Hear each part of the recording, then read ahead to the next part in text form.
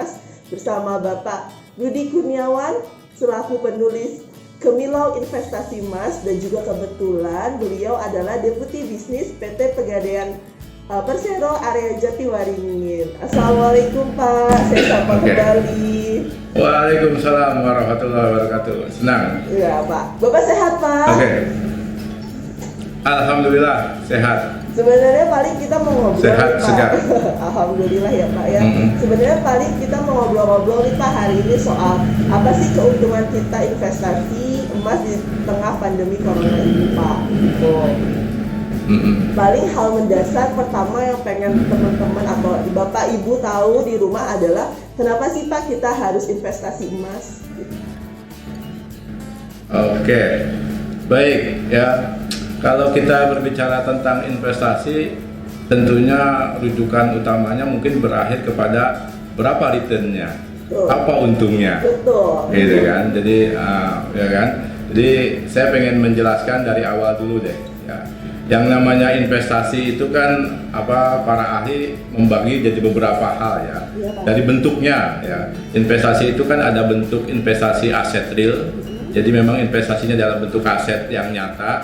Ya, di situ ada properti, tanah, kemudian apartemen, rumah, gitu kan, ruko. Di situ juga ada emas salah satunya. Jadi investasi berupa aset real. Yang kedua, kelompok investasi itu adalah disebut sebagai kelompok investasi aset finansial. Ya, kepada alat-alat investasi di dalam finansial. Di situ ada kelompoknya, ada terisi dengan saham, obligasi, reksadana, ya, deposito, dan tabungan. Ya kan, itu bentuk-bentuk investasi. Jadi ada dua, aset real, jadi diinvestasikan dalam bentuk aset yang nyata dan dalam bentuk aset finansial dalam catatan keuangan. Nah, kemudian kalau melihat hasilnya atau returnnya, hasil investasi juga ada dua jenis. Ya, pertama adalah investasi pendapatan tetap. Artinya memang secara periode dia memberikan hasil. Misalkan bunga tabungan, gitu kan. Tabungan menghasilkan bunga setiap periodenya, gitu kan. Kemudian obligasi juga menghasilkan bunga, ya. Kemudian deposito juga menghasilkan bunga, saham menghasilkan dividen ataupun juga akan berbagai lagi pendapatan lain dari sisi saham dan lain-lain. Itu sebagai dengan investasi pendapatan tetap yang ada angkanya dan rutin, gitu kan. Bisa ada periode tertentunya. Ada lagi yang disebut dengan investasi pertumbuhan. Iya, Pak. Artinya angkanya, jumlahnya aja segitu-gitu aja, tetapi ternyata nilainya yang naik. Iya. Gitu, nilainya naik itu yang disebut dengan aset pertumbuhan. Misalkan orang yang punya tanah kapling, gitu kan, dibeli tahun 2015, waktu itu dibeli seharga 500 juta, gitu kan, ukuran tanah 100 meter persegi di sebuah proyek di sebuah perumahan elit, gitu kan. Nah, beli 100 juta sampai sekarang tuh tanah kapling masih satu bidang itu saja, luasnya masih 100 meter persegi juga. Tapi kalau dijual sekarang sudah bisa mencapai 1 miliar atau 800 juta, gitu kan. Nah, itu yang disebut dengan investasi aset pertumbuhan, ya kan. Nah, aset pertumbuhan itu artinya nilainya yang berubah. Jadi dilihatnya ini adalah dari berapa sih dulu nilai belinya. Nah, kalau divaluasi dengan harga sekarang itu jadi berapa.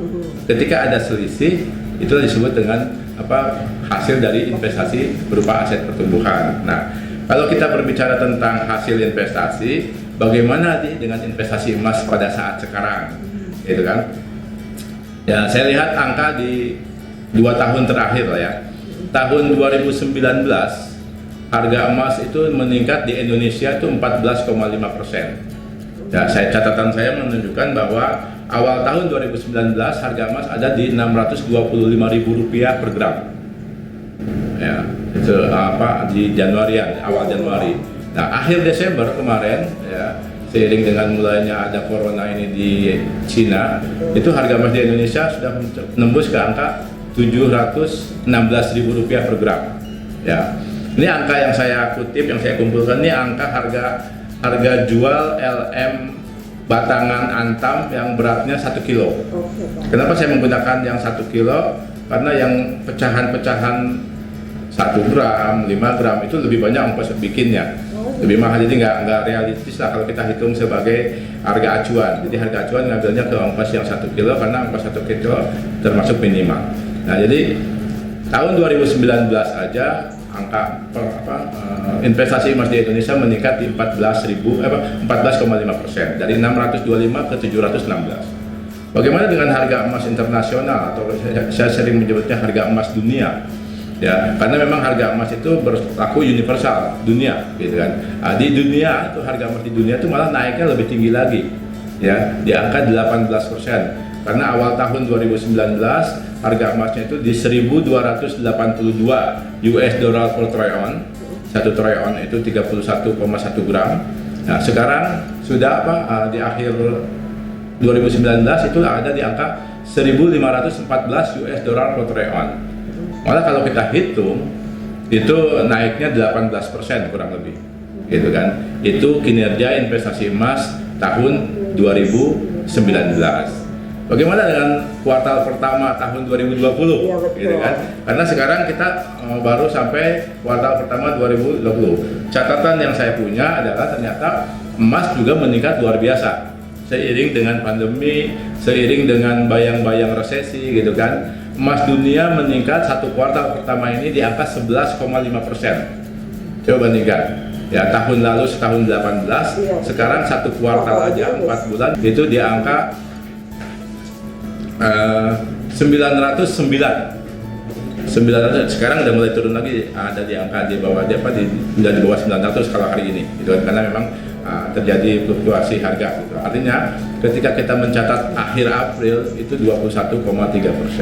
Nah, jadi kalau kita berbicara tentang investasi, kemudian ujung-ujungnya berbicara tentang berapa returnnya, saat ini momentumnya bagi emas karena memberikan hasil yang lebih baik daripada jenis investasi yang lain. Itu Mbak. Oke Pak, baik, menarik sekali ya Pak kalau bisa kita menelisik lagi soal emas memiliki pertumbuhan nilai yang naik ya Pak, ya, menjadi salah satu investasi dalam pertumbuhan nilai yang naik. Tapi juga menarik lagi ketika kita berbicara mengenai nilai emas nih ya sekarang melonjaknya cukup signifikan ya Pak ya. Tapi tahan dulu Pak, nanti kita akan membahas sebenarnya faktor-faktor apa sih yang membuat emas itu naik secara signifikan ya Pak ya.